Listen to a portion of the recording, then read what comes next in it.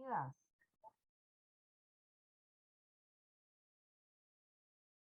Bienvenidas. Al ser las 3:34 hora Costa Rica, damos inicio a este cuarto encuentro de mujeres haciendo teología en este año. Y quisiera invitarles a que pueden escribir en el chat de dónde nos acompañan y cualquier otro dato que deseen compartir. Mientras ustedes escriben en el chat, yo les cuento que quisimos compartirles este poderoso video porque recién hace 2 días se conmemoró el Día Internacional de los Pueblos Indígenas, conmemoración que se ha llevado a cabo en medio de despojos, invasiones, irrespetos, discriminaciones, amenazas y muertes impunes en toda la región. Las mujeres indígenas han sido vitales en el resguardo y transmisión de todos estos conocimientos ancestrales, han sido guardadoras de las tierras, de los recursos naturales, defensoras junto con sus compañeros hombres, además de ser mamás, cuidadoras, lideresas, activistas, y sin embargo sufren altos niveles interseccionales de discriminación, son víctimas de múltiples expresiones de violencia, no solo por su etnia, sino por su estatus socioeconómico. De manera que esta conmemoración es un recordatorio de la responsabilidad y el compromiso que tenemos todos y todas con sus derechos que han sido violados durante siglos. Quisiera ver en el chat, tenemos gente de muchas partes, esto es maravilloso. Tenemos a Inés de Buenos Aires, tenemos a Zulman del Pilar de Colombia, tenemos a la hermana Raquel de Honduras, tenemos personas de la Universidad Bíblica, saludos. Tenemos a Olga desde Puerto Rico, y Silvia, te mandan un montón de saludos.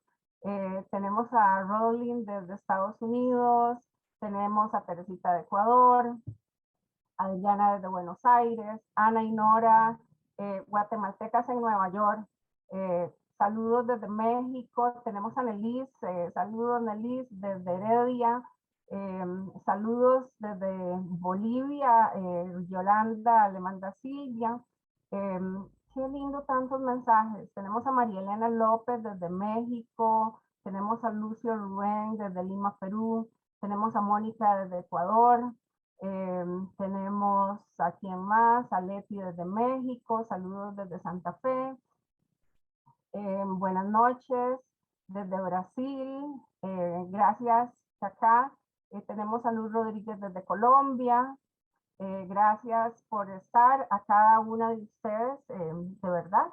Y este ha sido un espacio de concurrencia, de intercambio de experiencias, de retos y de sororidad de muchas mujeres de muy diferentes lugares, haciendo teología en diferentes contextos.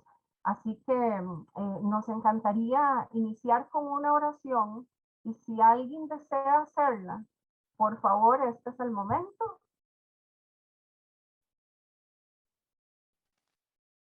Luz. Sí, señora. Gracias, Luz. Por favor, adelante. Bueno, vamos a cerrar nuestros ojitos y vamos a estar delante de la presencia del Padre. Dios de la gloria, en esta tarde te doy muchas gracias. Gracias por el privilegio que nos da de estar en este espacio, Señor. Gracias por la persona que va a exponer el mensaje, la enseñanza que nos van a dar, Señor. Gracias por cada una de estas mujeres que están en diferentes lugares del mundo, Señor. Pero sabemos que estamos unidos, Dios, a través de tu Santo Espíritu, Señor. Gracias, Señor, porque aquí no hay distancias, Señor, aquí no hay fronteras. Todas estamos en un mismo sentir y con un mismo propósito, Señor. Te doy gracias, Señor, y te pido, Dios, que tú tomes el control, Dios mío, de este medio y que todo sea para la honra y la gloria tuya. Te doy gracias en el nombre maravilloso de Cristo Jesús. Amén y amén. Amén. Muchísimas gracias, Luz. A ti, gracias. Presento entonces a Silvia Regina de Lima.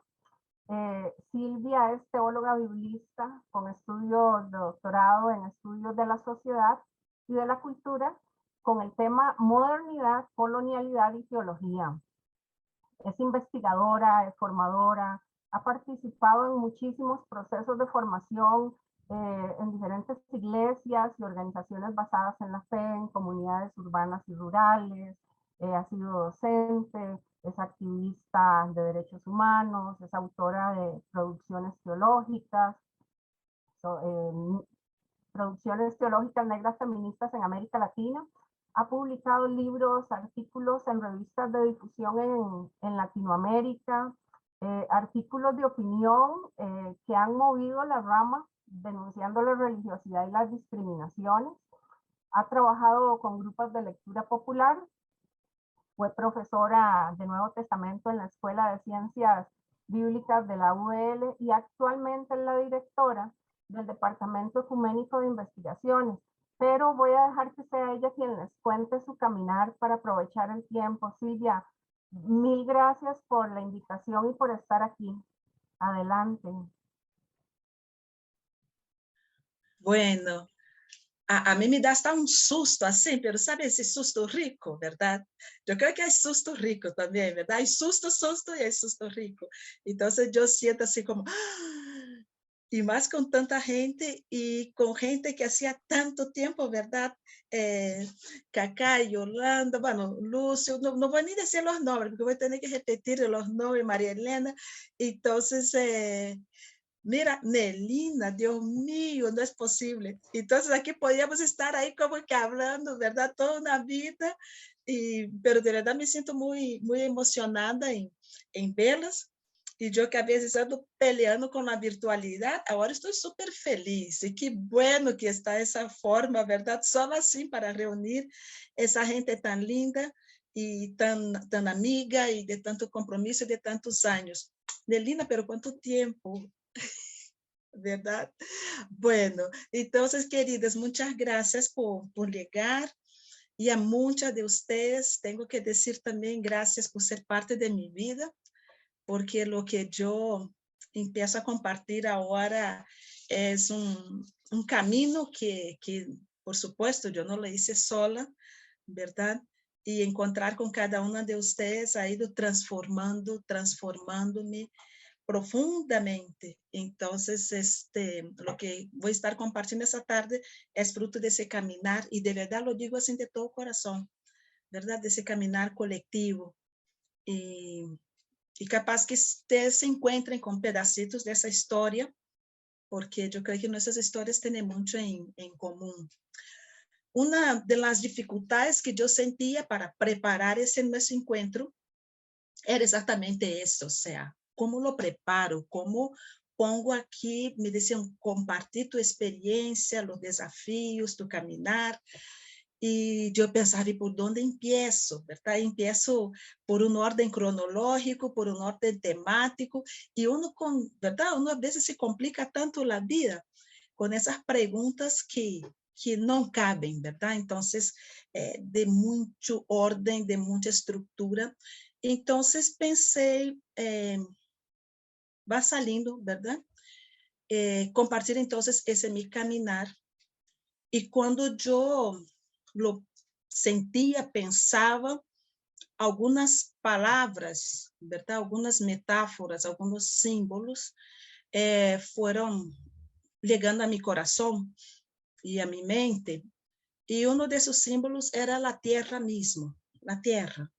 Entonces aquí vamos a estar muchas veces haciendo referencia a tierra. Ustedes van a decir, ¿qué tierra? Ahí vamos a ver. En cada etapa de la vida es una tierra distinta, pero siempre es la misma tierra. Después otra metáfora que yo pensaba que me habla mucho de mí es el camino, ¿verdad? Después otra metáfora son las fronteras. Me encanta brincar las fronteras sin permiso. Entonces siempre estuve ahí como que saltando las fronteras y transitando de un lado para otro. El movimiento es un poco lo que me caracteriza también, ¿verdad? Y sí, también desasosiego, desobediencia, ¿verdad? órgano del cuerpo. Yo creo que yo soy una mezcla de hígado, porque a veces me enojo mucho, cabeza, corazón, manos, ¿verdad? Y yo creo que siempre me tiro con el cuerpo entero, por eso que a veces también sí, uno tiene tantas consecuencias, ¿verdad? Como que son mis luchas, como que cruzan todo mi cuerpo. Y pensé que pudiera, para dar un poquito de orden, dividir esa conversación en 5 diferentes momentos. Espera, que se me abriu algo aqui que não era para abrir. Ok. Em 5 diferentes momentos, que vão seguir um pouco a cronologia de minha vida, pero também que vai como que ponendo temáticas que foram me animando, me inspirando.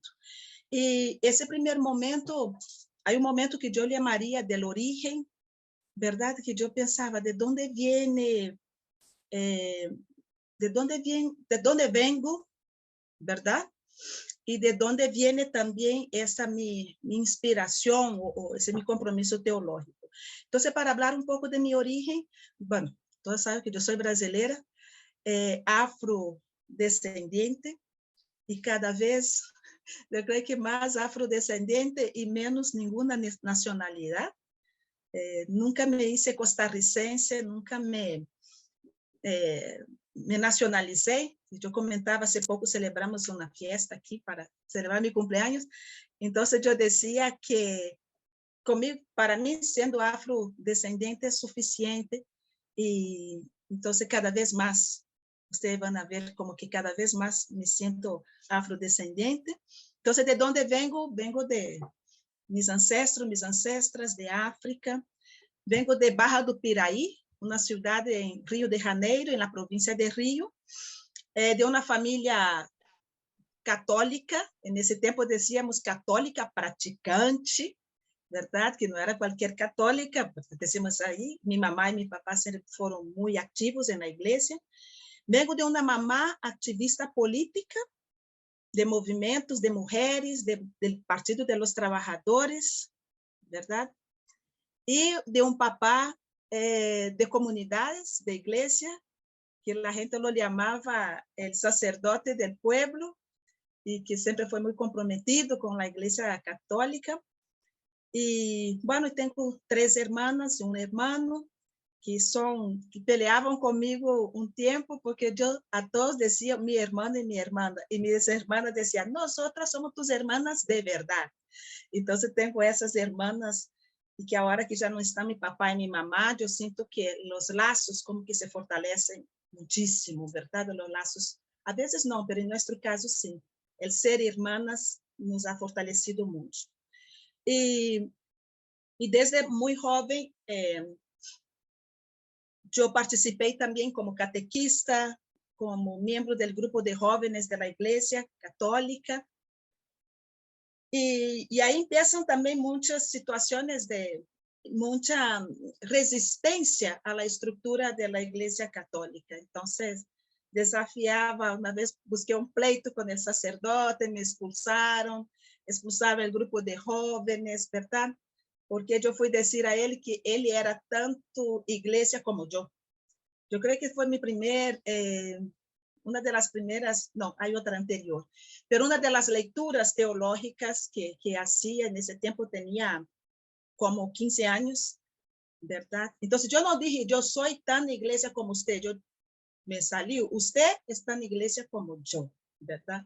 Entonces yo estaba muy convencida de ese ser iglesia.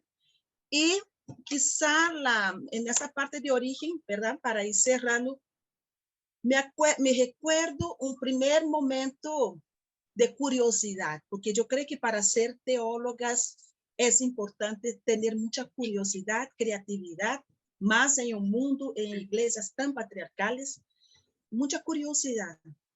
Y es mi primer acto de curiosidad por lo sagrado. Vino cuando yo yo era tan pequeñita que yo no alcanzaba en la mesa. Voy a tener unos 3, 4 años. Y en ese tiempo se celebraba misa en las casas. y un padre, un sacerdote japonés, muy linda gente, muy comprometido con el pueblo, fue celebrar la misa en mi casa. Entonces, cuando ponía ahí la mesa, ¿verdad? Y con el cáliz y todo para celebrar la misa, yo puse las manitas y me puse de puntitas para ver qué estaba sucediendo ahí en esa mesa, ¿verdad? Y así con la cabeza. Y el sacerdote muy simpático me alzó, ¿verdad? Y siguió celebrando la misa conmigo ahí alzada en los brazos, ¿no? Y yo me sentía súper feliz porque yo miraba todo así, ¿verdad? Como que de encima, ¿verdad? Entonces siempre recuerdo eso porque para mí mi relación con el sagrado está muy, muy cruzada por ese deseo de ver, ¿verdad? Y por ese no conformarme que solo algunos pueden tener derecho a este sagrado. Entonces, quiero ver con mis ojos, quiero tocar con mis manos y quiero también poder decir con mi boca acerca de ese sagrado.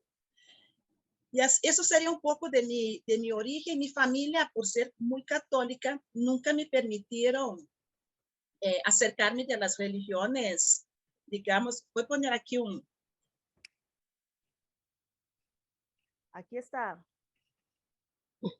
Aqui está lloviendo bastante, entonces me da miedo que no me escuchen bien. Entonces, en Brasil siempre hay como que mucha, sobre todo en algunos lugares donde está más la población negra, mucha mezcla y mucha presencia de las religiones de matriz Sí. africana. ¿Ah? Silvia, perdón, yo no sé si las hermanas escuchan, yo oigo muy poco. Ok, entonces seguimos así entonces. Sí. Mejor, ok. Gracias, sí. Ya mejoró. Ok, entonces pedir a Dios de las conexiones que quede todo bien por aquí. Que debe ser el Espíritu Santo. No sé cómo se dividieron las tareas, pero ahora con eso de la virtualidad, algunos de ellos deben estar ocupándose más de eso, ¿verdad? Porque es cosa seria. Entonces, pero mi mamá nunca nos permitió acercarnos de las religiones de matriz africana. Y mi papá tampoco. Entonces, yo crecí como que muy alejada de este lugar. Lo digo porque ahorita lo vamos a retomar nuevamente. Bueno, eso fue, de ahí vengo, ¿verdad? Y vengo una segunda fase, que es mi adolescencia.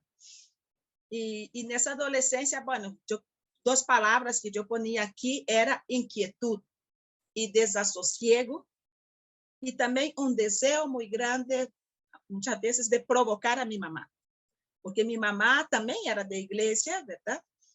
Pero a mí me parecía siempre que esa lectura que se hacía de Dios, ¿no? Me acuerdo que una vez hubieron varios jóvenes por 3 años seguidos que se accidentaron y murieron en accidente de carro. Y algunos eran muy cercanos a nosotros, a nosotras. Y yo decía a mi mamá, ¿qué Dios es ese? Que es un Dios solo bueno. ¿Quién asume el mal? ¿Quién hace el mal? ¿Verdad? Entonces mi mamá decía, ay, mi amiga, yo voy a orar mucho por ti, porque yo no sé contestar todo lo que tú preguntas, pero yo voy a pedir mucho a Dios que te ilumine, que te dé la sabiduría para que tú vayas descubriendo realmente esa presencia de Dios en tu vida y esa transformación de Dios, esa presencia de Dios en tu vida y en la vida de las personas. Y empecé en esa época también a dar catequesis, enseñar catequesis con mi mamá. Y me acuerdo que una vez me mandó, en ese tiempo no había, ¿verdad? Todas esas cosas que hay hoy. Con costo hacíamos con el mimeógrafo, que llamábamos, una hojita, y ahí íbamos pasando, y que era como la forma de imprimir y de multiplicar el material. Y mi mamá me mandó copiar a mano la oración de San Francisco de Asís. Y yo me pareció tan raro que estaba escrito, amar que ser amado, comprender que ser comprendido, ¿verdad? Entonces yo pensaba que estaba escrito mal, Entonces yo misma escribí amar y ser amado, comprender y ser comprendido, ¿verdad? Entonces mi mamá y multipliqué eso y distribuí para la gente de la catequesis. Y mi mamá bravísima me decía, usted cambió la oración de San Francisco. Es amar más que ser amado, comprender más que ser comprendido, ¿verdad? Entonces para mí a veces el mensaje cristiano siempre fue muy provocativo, ¿verdad? Y a veces muy duro también de ser aceptado. Después, soy muy agradecida en ese caminar y cuando estaba elaborando un poquito, organizando esa conversación, yo pensaba, qué interesante, yo vengo de una iglesia que es una iglesia de la casa, porque se celebraba misa en la casa, y después se hacía estudios bíblicos en la casa. Y una vez ahí, solo los grandes que estaban leyendo, y yo podía estar en la segunda, tercera serie, y yo pedí para leer. Y hacían como que lectura de la Biblia, éramos católicos, ¿verdad? Pero era así con esos parlantes grandes en medio de la calle. Entonces yo pedí para que me diera la Biblia que yo quería leer también cuando fueron a hacer la lectura de un texto. Entonces era una presencia una iglesia que al mismo tiempo que era muy jerárquica, pero yo también experimenté una iglesia dentro de mi casa que llegaba hasta nosotros. Y ahí soy muy agradecida con las hermanas que nos visitaban, con las hermanas Paulinas, que llegaban para vender una revista que se llamaba Familia Cristiana. Y me encantaba escucharlas hablando y escuchar hablando también mi mamá con ellas. Y ya en la adolescencia, juventud, fue cuando yo entré para el grupo de jóvenes y ahí también me descubrí con una vocación muy fuerte para el servicio. Entonces un tiempo pensé de ser religiosa, de entrar a una congregación y de dedicar mi vida, ¿verdad?, al anuncio del evangelio. Y eso también fue un momento así muy bonito de mi vida con ese deseo. Y sucedió ahí algo que también quería mencionar como símbolo, ¿verdad? Fue la primera vez que yo salí de mi casa. Y lo que yo llevaba, era la primera vez que viajaba sola, tenía 15 años. Y fui para un encuentro de jóvenes con unas monjas. Y yo, la única cosa que me llevaba, yo me acuerdo, yo dentro del bus, despediéndome de mi papá, me dio una cosa aquí, unas ganas de llorar. Y cuando descubrí que había olvidado la Biblia y mi papá venía corriendo detrás del bus con la Biblia en la mano, entonces el bus paró y yo me agarré la Biblia y fui, ¿verdad? Entonces yo creo que en ese momento también es algo muy simbólico para mí. Yo salí de mi casa con la Biblia, ¿verdad? Y dejé para atrás mi mamá, mi familia, y la Biblia fue eso que siempre me acompañó. Me encanta el trabajo bíblico, me encanta la lectura popular de la Biblia, y la Biblia fue un poco así esa compañía, ¿verdad? Y ahora peleo mucho para seguir encontrando lecturas liberadoras, porque para mí ha sido un precio bastante alto, ¿verdad? De lo que escogí, no tuve que dejar, yo escogí dejar para seguir yo y la Biblia, ¿verdad? Bueno, entonces eso fue esa fase de adolescencia, iniciando la juventud. Y yo, si pudiera caracterizar que eso marcó en mi formación como teóloga, yo creo que es eso, ¿no? Es ser esa persona desde esa época muy luchadora, no me convenzo muy fácil de las cosas y con ese gran deseo, ¿verdad? De conocer, de compartir. Y eso me lleva al momento siguiente. ¿Están acompañando? ¿Estoy hablando muy rápido o está bien? ¿Sí? Ok. Me lleva al tercer momento, que fue mi momento, así, mi tiempo de estudios, ya de estudios de filosofía, de teología. Y yo fui la primera, yo estudié filosofía en un seminario para sacerdotes. Y yo era la única mujer que estudiaba filosofía. Y tuve que tener el permiso del del obispo, del coordinador de estudios, ¿verdad? Y ahí yo creo que fue cuando empecé a encontrar así bastante cuestionamiento y barreras también, porque siempre preguntaba, ¿usted por qué quiere estudiar filosofía y teología? ¿Verdad? ¿Y para qué? Y en ese momento mi motivación era la motivación pastoral. Yo creo que la guardo hasta hoy muy fuerte, ¿verdad? El servicio y el acompañar al pueblo. Entonces yo ahí sentía siempre que, y allá mejor, toda mi vida ha sido eso, como niña negra, como joven. Nosotros necesitamos ser muy buenas. Exigen de nosotros que para que nos respeten tenemos que, y yo crecí con eso, ¿verdad? Tengo que, no puedo equivocarme, no puedo ser más o menos, ¿no? Tengo que ser. Y eso es un peso muy grande, eso es yo creo que me llevó a grandes cosas en mi vida, pero también, y no era así un ser buena para competir con otros, con otras, era un ser buena para estar en ese lugar. Yo no quería ser mejor que nadie, yo quería demostrar que yo podría estar ahí, ¿verdad? Entonces, esa fase 3 de mi vida, que fueron los estudios teológicos, los estudios de filosofía primero, fue que estuvo muy marcada por eso, ¿no? Por ese tener que hacer y hacer bien, pero también por mucho deseo. Me encanta estudiar, me encanta conocer, me encanta descubrir cosas nuevas, ¿verdad? Fue en esa época también que me descubrí como afrodescendiente. Yo creo que fue muy fuerte porque yo estudiaba en un seminario en la Baixada Fluminense, que acá conhece, Nova Iguaçu. Entonces ahí es un lugar de mucha población negra, ¿verdad? Y negra muy empobrecida. Entonces fue muy lindo descubrirme ahí con mi gente en ese seminario. Y yo moraba en el colegio de las monjas, ¿verdad? Y a la par estaba el seminario. Y fue ahí también que yo estudiaba en el colegio. Fue ahí también que empecé en un grupo que se llama Grupo de Agentes de Pastoral Negros.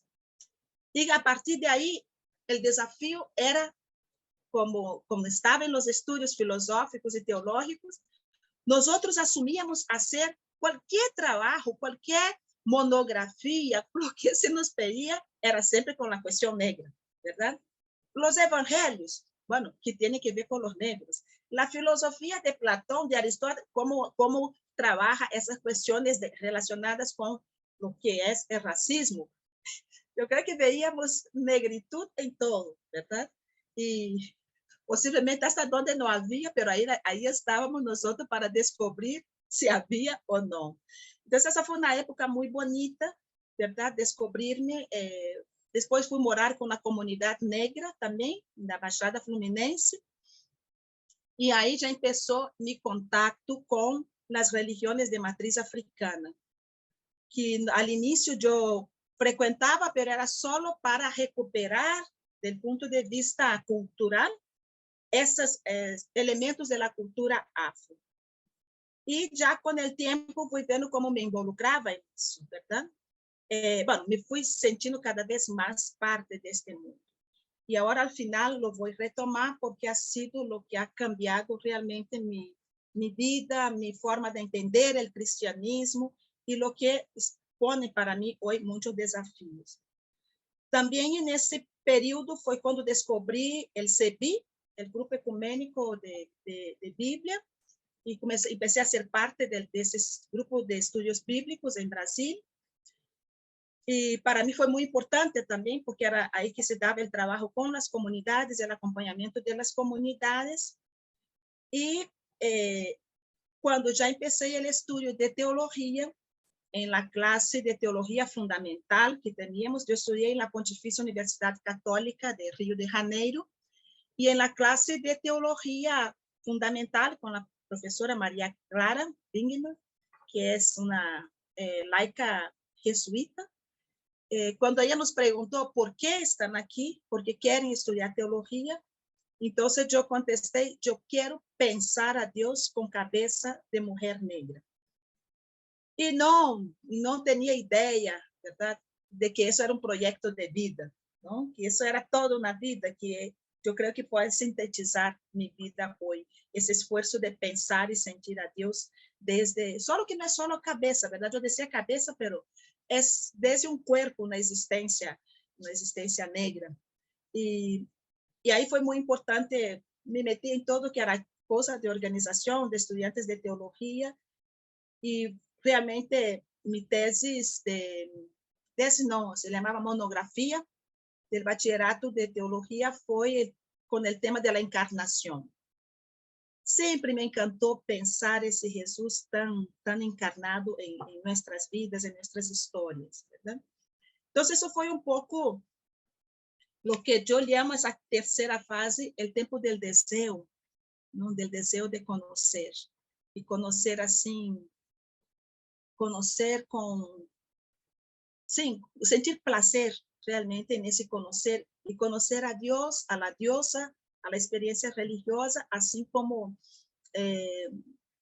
como conocemos al mundo, la vida, ¿verdad? Entonces, la teología para mí no es solo una carrera, no es solo un estudio. La teología es una forma de ver la vida, es una forma, un modo de vivir, ¿no? Y es una mirada hacia la vida, y una mirada, como dice, con esos ojos, como dice la bienaventuranza, ¿verdad? Que los puros de corazón, porque verán a Dios. Entonces, para mí, la teología es esa capacidad, es ese don, más bien, de buscar ver a Dios en todo, en todas las cosas, ¿verdad? Y sobre todo para nosotras las mujeres, en nuestras vidas, en nuestras historias, en las historias de nuestras compañeras. Y bueno, pasado ese tercer momento, yo llego a una experiencia que yo creo que fue nuevamente una frontera, que era que ya terminado el bachillerato, los profesores siempre me orientaban y querían, una sugerencia era que yo fuera a estudiar en Europa para hacer allá la maestría, el doctorado. Y yo era bastante atrevida. Yo, no, yo quiero estudiar en América Latina. Yo quiero hacer todos mis estudios en América Latina. No, y realmente no tengo, hoy día yo veo que era una cosa así de chiquilla, ¿verdad? Y hay muchos aportes también, ¿verdad? Desde Europa, pero para mí, yo decía en esa época, yo quiero estudiar aquí. Y conocí la experiencia, llegaron dos compañeras teólogas, y que en Brasil, yo trabajaba en un proyecto que se llamaba Mujer y Teología, y ahí llegaron Irene Fulks y Ineke, que era Ineke es holandesa, que fueron a hablar de un proyecto que se llamaba Mujer, Teología y Pastoral en la Universidad Bíblica. Y para mí eso fue tan fuerte, ¿verdad? Y yo digo, aquí está, yo voy a estudiar, voy a hacer esa formación. Y era una formación a distancia, entonces perfecto. Solo que yo escribí una carta, por eso hay que tener cuidado, cuando uno desea algo, cuidado porque te va a suceder, ¿verdad? Tienes que tener cuidado con lo que deseas, y más si lo profesas, si lo dices, cuidado que te va a suceder, ¿verdad? Corres el peligro de que suceda lo que tú sueñas, lo que tú dices. Pero yo en esa época no pensaba de venir a Costa Rica. Yo escribí una carta porque como yo estaba en una comunidad alternativa, la comunidad negra, no teníamos ni para pagar el correo, porque en ese tiempo era hacer los módulos, poner en el correo, esperar 3 meses, después recibir el resultado. Entonces yo pedí una beca para pagar los correos. No sé si mi español debía ser peor en ese tiempo, ¿verdad? No sé si no entendieron muy bien, pero me ofrecieron una beca para venir a Costa Rica. Y yo toda asustada, ¿verdad? Pero yo no pensaba eso. Bueno, entonces fue cuando llegué a Costa Rica, y ahí está Nelina, y ahí están otras personas que fueron así. Bueno, somos, ¿verdad? Porque nada pasa, y con Yolanda, y no estoy viendo aquí otras personas, pero ahí estuvimos con la experiencia de estudiar aquí, ¿verdad? Y fue cuando conocí también un profesor tan bueno, pero un profesor tan bueno, ¿verdad? Que ese profesor terminó siendo mi compañero y gracias a Dios estamos juntos hasta hoy. Pero el plan con Jaime era que íbamos para Brasil, no que yo viniera a Costa Rica. Pero en esa época, bueno, ya ¿no? Ahorita empiezo a contar de familia, pero el tema aquí es otro. Entonces, pero fue muy importante ese momento aquí porque siempre tuve un corazón que yo siento que es un corazón latinoamericano, afro-latinoamericano. Y para mí ser parte de esa comunidad latinoamericana es algo también que ha dimensionado muchísimo mi reflexión, mi teología. Entonces, estoy mirando la hora. Entonces, eso también fue algo que marcó mi vida. Soy muy agradecida, ¿verdad? Por las experiencias, ¿verdad, Yolanda, que tuvimos. Aquí también vimos nacer, ¿verdad? En mi caso, mi hijo, Tomás, y de otras compañeras. Hicimos un camino lindo juntas. Y desde ahí ya empecé mi proceso en el DEI. Entonces, de esa parte, en términos de reflexión teológica, yo puedo decir que tuve el privilegio, porque para mí fue un privilegio, de encontrar todavía con un movimiento de mujeres teólogas muy fuertes, ¿verdad? Así como estamos aquí ahora, pero todavía con recursos para hacer encuentros a cada 3, a cada 2 años. Y aprendí mucho. Y sigo aprendiendo, pero aprendí mucho de esas compañeras. Y ahí, bueno, no voy a citar nombres, pero fue el momento de consolidarme en lo que es la teología feminista. Y con maestras espectaculares, lindísimas, y compañeras, ¿verdad? Y aquí así fue mi llegada a Costa Rica y venía por 2 años.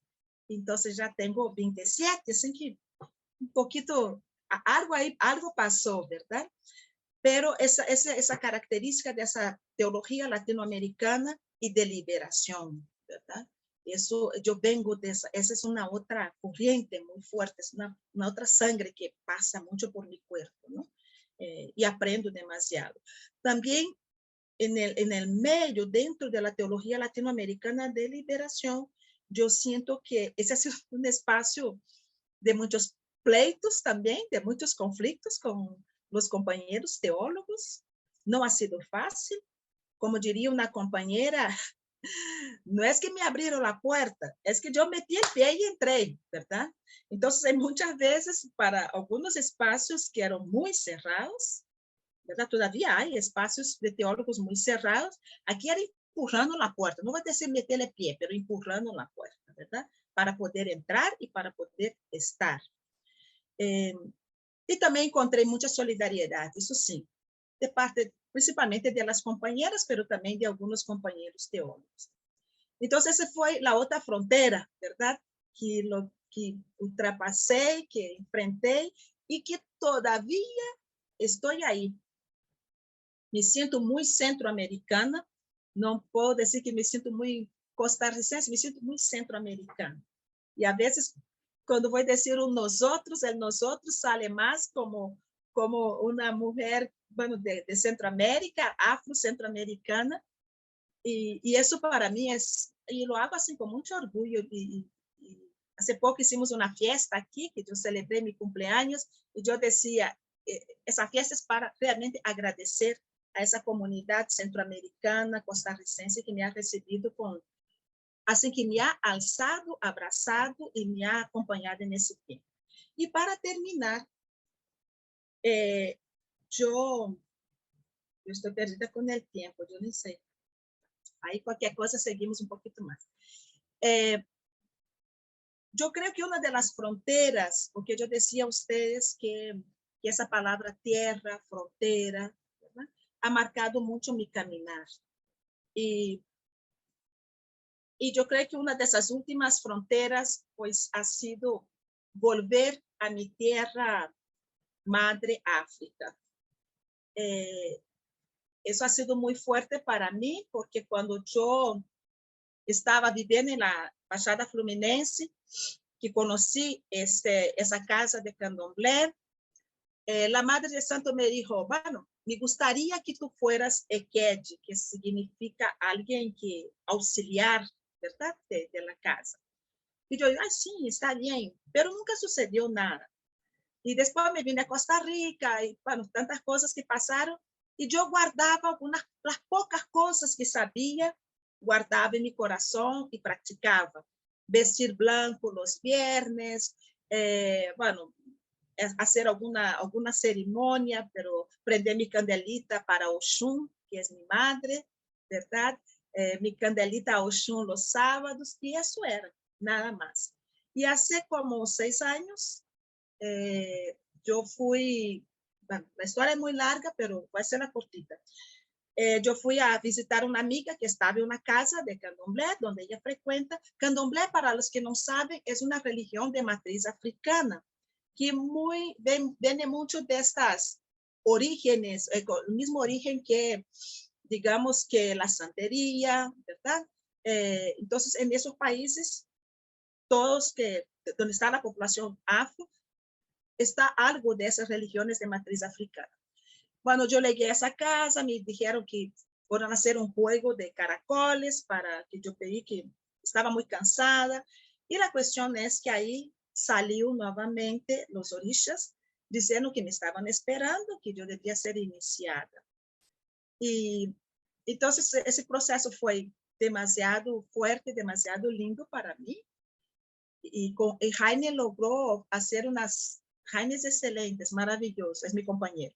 Y Jaime hizo una síntesis muy bonita. Jaime dijo, Silvia, yo creo que el seguimiento, que Jesús mismo te acompañó, te fue dando los pasos de la misma forma que él se encontró con sus ancestros, ¿verdad? Con sus antepasados. Él te fue conduciendo con mucho cariño para que tú pudieras encontrarte con tus ancestros, ¿no? Y con tus ancestras. Entonces, mis hermanas queridas, amadas, y mi hermano también, que yo vi que hay hermanos por ahí también participando.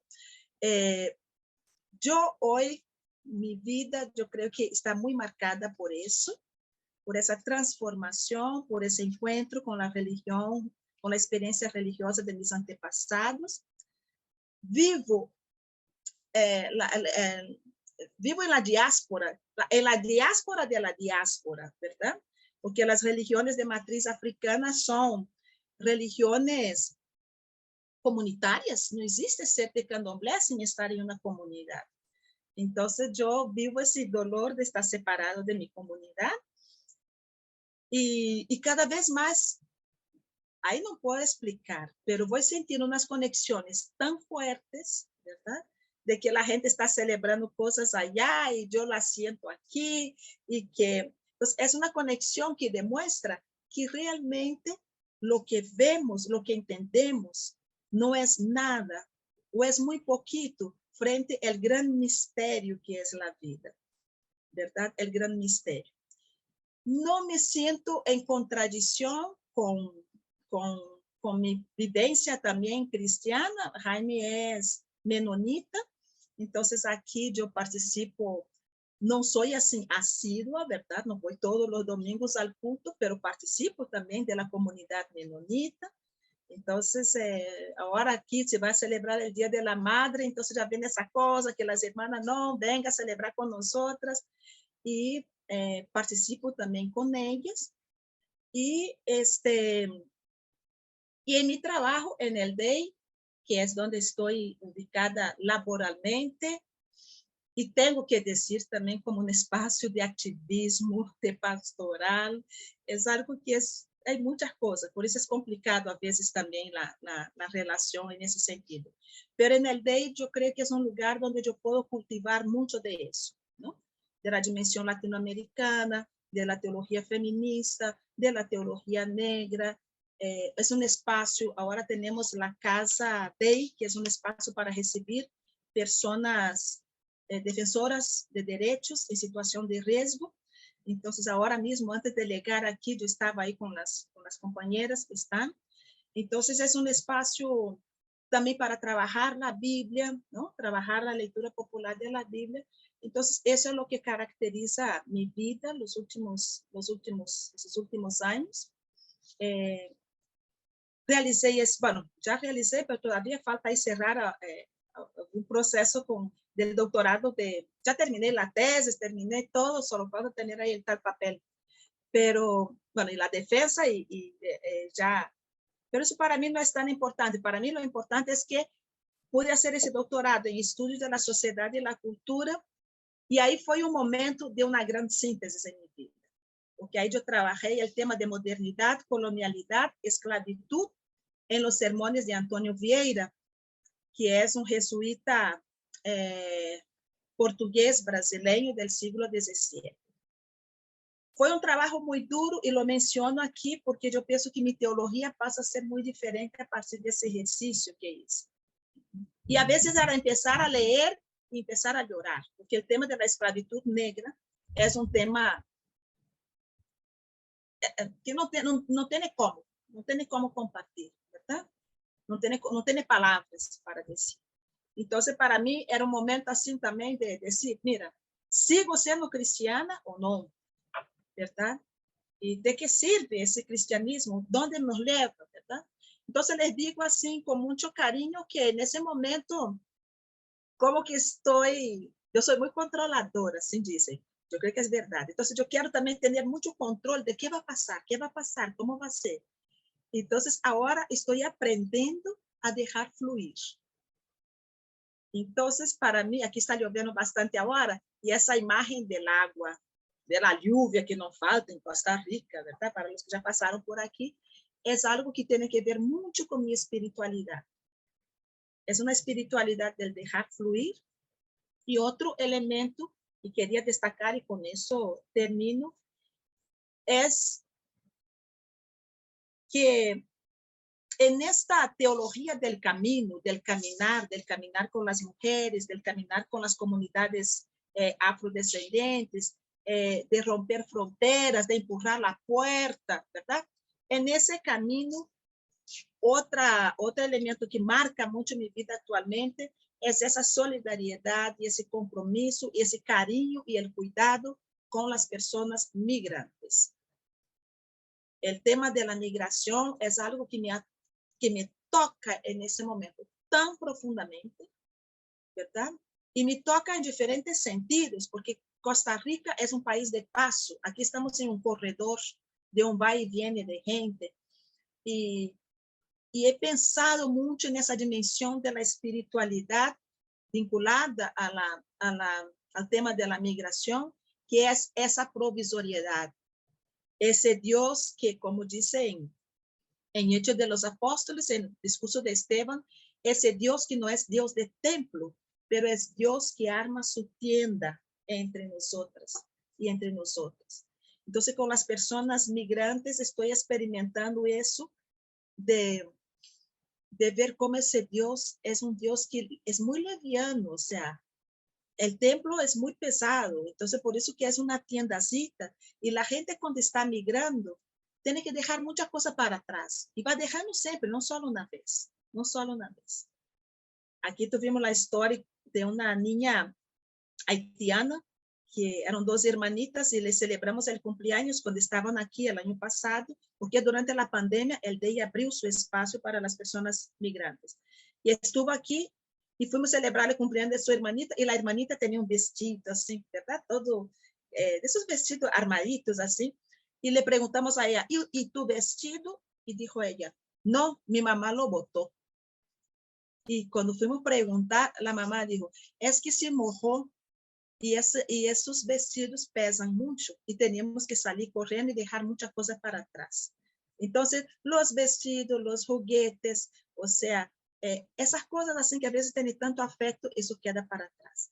Entonces, quería también cerrar ese momento como que haciendo un homenaje, un reconocimiento y un agradecimiento a todo lo que esa gente migrante que ha pasado por el DEI, que está ahora en el DEI, ha significado para mi vida, para mi forma de vivir mi espiritualidad también. Y sí, yo creo que mirando todo eso, mi vida es una vida ahí de mucha gratitud a Dios y a Diosa, a Oxum, a Iemanjá, a todos los orishas, ¿verdad? Que me han acompañado y me han traída assim, a vezes alçada, como hizo el cura, a vezes corriendo, ¿verdad? Yo siempre corro, yo sigo corriendo, yo estoy vieja y sigo corriendo, la gente siempre me ve corriendo para allá, y corriendo de verdad. Entonces, a veces me resbalo, me caigo, pero ahí voy corriendo, ¿verdad? Que a veces disminuye un poco el ritmo. Pero ese Dios también que corre con nosotros cuando tenemos que correr, pero es un Dios y una diosa muy de la cotidianidad, ¿verdad? Y que nos llama a la solidaridad y a la comunidad. Eso para mí es muy, muy importante. Y sí, bueno, cada vez voy lembrando de más cosas, pero para mí también, en toda mi vida, ha sido muy importante mi compromiso político, ¿verdad? Entonces yo también siento la teología como lugar de compromiso político. Yo hago política, pero no es como hacen esos señores que aprovechan el espacio de la iglesia para hacer política. No, para mí ese compromiso con la liberación, con la participación, con la democracia, ¿verdad? Con la inclusión más que participación más que inclusión, eso es para mí, es mi respuesta, ¿verdad? Desde la teología, mi respuesta de compromiso con la sociedad en que estoy. Bueno, yo paro por aquí y de verdad muy agradecida. Y voy a terminar con una cosa que me gusta hacer es cantar, pero me da vergüenza porque Cacá sabe cantar súper bien. Y aquí debe haber otra gente también que canta. Entonces voy a cantar un pedacito de una canción, solo un pedacito. Voy a tomar agua primero. Es una canción que dice así. Vou dizer em português. Ando devagar porque já tive pressa e levo esse sorriso porque já chorei demais. Hoje me sinto mais forte, mais feliz, quem sabe. Eu só levo a certeza de que muito pouco sei, que nada sei. Em espanhol seria mais ou menos assim. Ando despacio porque já tuve prisa e levo esta sonrisa porque já llorei demasiado. Hoy me sinto mais fuerte, mais feliz, quem sabe.